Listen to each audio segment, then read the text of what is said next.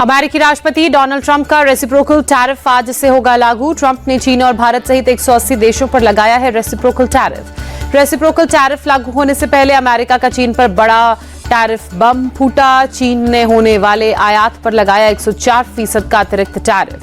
राष्ट्रपति ट्रंप के reciprocal tariff के बदले में चीन ने लगाया 34% टैरिफ। ट्रंप का चेतावनी के बावजूद टैरिफ हटाने से इनकार, कहा चीन अंत तक लड़ने को तैयार है। राष्ट्रपति ट्रंप ने अमेरिका के जल्द ही फिर से धनी होने का दावा किया, कहा अमेरिका 70 देशों के साथ अनुकूलित टैरिफ समझौतों पर बातचीत कर रहा है। चीन के खिलाफ ट्रेड वॉर से गिरा अमेरिकी बाजार। डाउ जोन्स 320 पॉइंट की गिरावट के साथ हुआ बंद। S&P 500 में 1.6% और नेस्डेक्स में 2.1% की गिरावट दर्ज। ट्रेड वॉर से भारत को कोई नुकसान नहीं, वित्त मंत्री ने कहा। स्वदेशी सामानों की डिमांड से अर्थव्यवस्था को बूस्ट मिलेगा। केंद्रीय मंत्री कीर्तिवर्धन सिंह ने कहा, भारत की आर्थिक प्रणाली और नीतियां बहुत मजबूत। अमेरिकी टैरिफ पर बना रहा रणनीति। इलेक्ट्रॉनिक्स निर्यात में 6 गुना से ज्यादा की बढ़ोतरी। केंद्रीय मंत्री अश्विनी वैष्णव का बयान। देश भर में लागू हुआ नया वक्फ संशोधन कानून। केंद्र सरकार ने मंगलवार को नोटिफिकेशन जारी किया। केंद्र सरकार ने सुप्रीम कोर्ट में कैविएट आवेदन दायर किया। वक्फ कानून की वैधता को चुनौती देने वाली याचिकाओं पर सरकार का पक्ष सुनने को लेकर आग्रह किया। वक्फ कानून को लेकर अपनी ही पार्टी के खिलाफ सुप्रीम कोर्ट पहुंचे जेडीयू के नेता हाजी मोहम्मद परवेज सिद्दीकी, कहा पार्टी में रहते हुए लड़ाई जारी रखूंगा। All India Muslim personal law board ने वक्फ कानून के खिलाफ धरना प्रदर्शन और कार्यक्रमों का ऐलान किया। 10 अप्रैल से लेकर 7 जुलाई तक चलाएंगे वक्फ बचाओ मुहिम। वक्फ एक्ट के खिलाफ मालेगांव की मस्जिद में all India personal law board की बैठक। शरीयत के खिलाफ किसी भी कानून को मानने से इनकार किया। बोर्ड के सेक्रेटरी मौलाना उमरैन महफूज रहमानी ने केंद्र सरकार को जनरल डायर करार दिया। कहा, आप जनरल डायर बनेंगे तो याद रखें अंग्रेजों का अंजाम बुरा हुआ था। वक्फ कानून पर जारी विरोध के बीच आज ईद मिलन के बहाने इकट्ठा होंगे 14 मुस्लिम संगठन। मौजूदा सियासी हालातों पर भी चर्चा संभव। लखनऊ में समाजवादी पार्टी के ऑफिस में आज ईद मिलन कार्यक्रम का आयोजन। हिंदू, मुस्लिम, सिख और ईसाई धर्म गुरुओं को भी बुलाया गया। पथराव और आगजनी के बाद मुर्शिदाबाद में तनाव। चप्पे चप्पे पर भारी पुलिस बल की तैनाती। हिंसा के आरोप में कई लोगों की गिरफ्तारी। मणिपुर के बिष्णुपुर में भी वक्फ कानून के खिलाफ प्रदर्शन। सड़कों पर उतरा मुस्लिम समाज। अखिलेश यादव के बीजेपी पर हमले लगातार जारी, कहा अपनी नाकामियां छिपाने के लिए वक्फ कानून लेकर आई सरकार। अलग अलग शहरों में 100 से ज्यादा प्रेस कॉन्फ्रेंस मुस्लिम राष्ट्रीय मंच करेगा। वक्फ कानून को लेकर फैली भ्रांतियों को दूर करेगा। बीजेपी सांसद जगदम्बिका पाल ने कहा, वक्फ कानून में किसी नियम का उल्लंघन नहीं हुआ, विपक्ष भ्रम फैला रहा है। दिल्ली में आज नवकार महामंत्र दिवस कार्यक्रम में हिस्सा लेंगे पीएम मोदी। पवित्र जैन मंत्र के जरिए शांति, आध्यात्मिक जागृति और सद्भाव को बढ़ावा देने के लिए 108 देशों के लोग भी होंगे शामिल। लखनऊ में विश्व नमोकार महामंत्र दिवस पर आयोजित कार्यक्रम में शामिल होंगे सीएम योगी। जैन इंटरनेशनल ट्रेड ऑर्गेनाइजेशन की ओर से कार्यक्रम का किया गया आयोजन। केंद्रीय कैबिनेट की आज सुबह 11 बजे बैठक होगी। पीएम मोदी करेंगे अध्यक्षता। अहमदाबाद में कांग्रेस वर्किंग कमेटी की बैठक और राष्ट्रीय अधिवेशन का आज दूसरा दिन। नेता प्रतिपक्ष राहुल गांधी और कांग्रेस अध्यक्ष मल्लिकार्जुन खड़गे करेंगे संबोधित। कांग्रेस के राष्ट्रीय अधिवेशन में प्रियंका गांधी के गैर मौजूद रहने पर बोले पार्टी के नेता केसी वेणुगोपाल, वो राष्ट्रीय अध्यक्ष से छुट्टी लेकर गई हैं विदेश। प्रियंका के अधिवेशन में गैर मौजूद रहने पर जयराम रमेश ने कहा, 35 नेता मौजूद नहीं थे, इसलिए किसी एक को टारगेट करना ठीक नहीं। कांग्रेस के राष्ट्रीय अधिवेशन के पहले दिन सीडब्ल्यूसी की बैठक में राहुल गांधी ने कहा, अल्पसंख्यकों की बात करने पर आलोचना होती है, लेकिन हम डरेंगे नहीं, इस मुद्दे को उठाते रहेंगे। राहुल गांधी ने कहा, हम दलित, मुस्लिम और ब्राह्मण समाज में उलझे रहे और ओबीसी हमें छोड़कर चले गए। सीडब्ल्यूसी की बैठक में मल्लिकार्जुन खड़गे ने संगठन को मजबूत करने पर जोर देते हुए कहा, देश की एकता, अखंडता और सामाजिक न्याय हमारी शक्ति। मल्लिकार्जुन खड़गे ने कहा, सोची समझी साजिश के तहत कांग्रेस और उसके नेताओं की छवि खराब की जा रही है। मल्लिकार्जुन खड़गे ने कहा, आरएसएस की विचारधारा के खिलाफ थे सरदार पटेल, इसलिए उन्होंने संघ पर लगाया था प्रतिबंध। कांग्रेस नेता पी चिदम्बरम की तबियत अब ठीक। अहमदाबाद में साबरमती आश्रम में कांग्रेस के कार्यक्रम के दौरान गर्मी की वजह से अचानक हुए थे बेहोश। आरजेडी नेता तेजस्वी यादव का केंद्र को अमीरों की सरकार कहना, कहा महंगाई चरम पर है लेकिन मुद्दों पर सरकार नहीं कर रही बात। तेजस्वी यादव ने नीतीश कुमार को अपना अभिभावक बताया, कहा मुझे उनकी चिंता है, उनके बिगड़ते स्वास्थ्य का हाल पूरा देश जान रहा है। बिहार में राज्य मंत्री और उप मंत्री का वेतन भत्ता 50,000 से बढ़कर 65,000 रुपए हुआ। क्षेत्रीय दैनिक अतिथि और यात्रा भत्ता भी बढ़ा। टीम इंडिया के पूर्व क्रिकेटर केदार जाधव बीजेपी में शामिल हुए।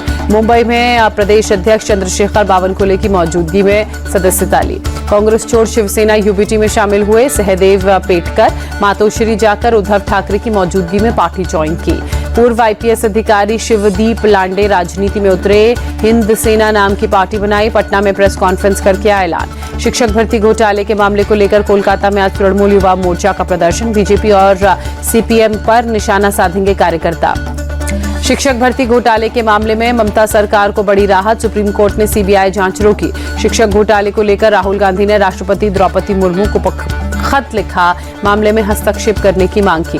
ममता बनर्जी की पार्टी तृणमूल में घमासान, कल्याण बनर्जी, कीर्ति आजाद और महुआ मोइत्रा आपस में भिड़े, झगड़े का वीडियो हुआ वायरल।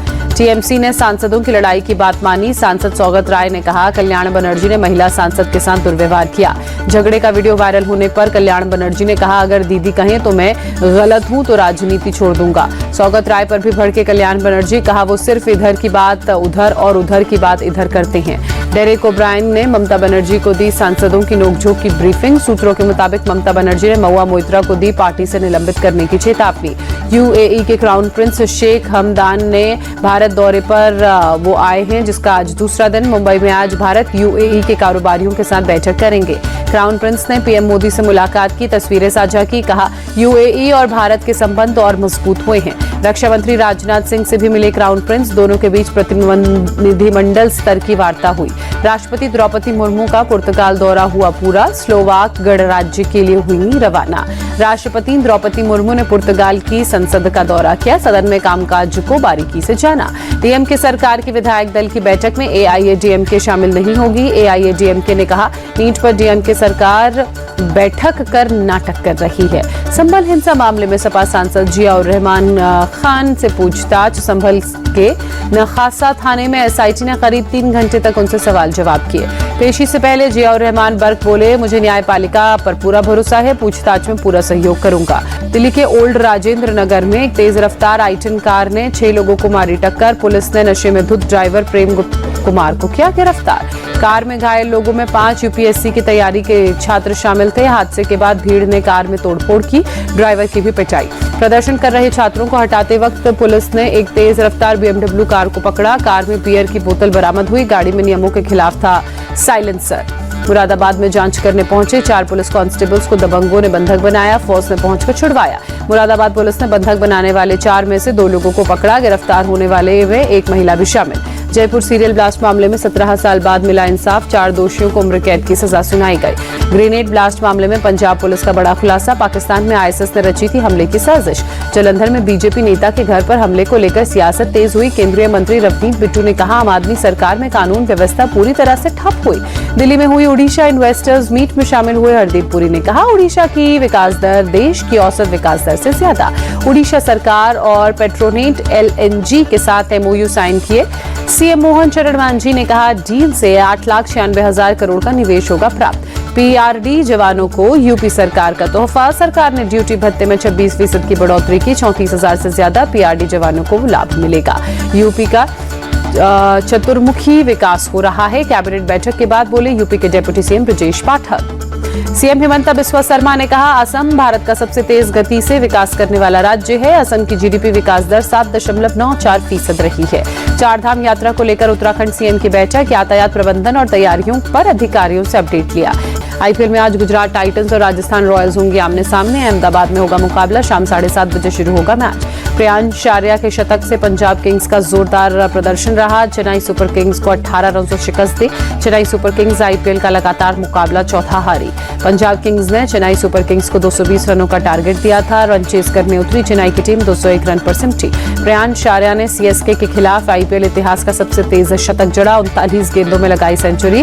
42 गेंद पर 103 रन की पारी खेली। मिचेल मार्श और निकोलस पूरन की आतिशी पारियों से लखनऊ कोलकाता पर रोमांचक जीत दर्ज की। एलएसजी ने हाई स्कोरिंग मुकाबले में केकेआर को 4 रन से हराया। लखनऊ ने पहले बल्लेबाजी कर 239 रनों का दिया था जीत का टारगेट। जवाब में केकेआर की टीम 234 रन ही बना सकी। लखनऊ सुपर जायंट्स के खिलाड़ी शार्दुल ठाकुर आईपीएल में पूरे किए 100 मैच। जहीर खान ने 100 नंबर की जर्सी देकर सम्मानित किया।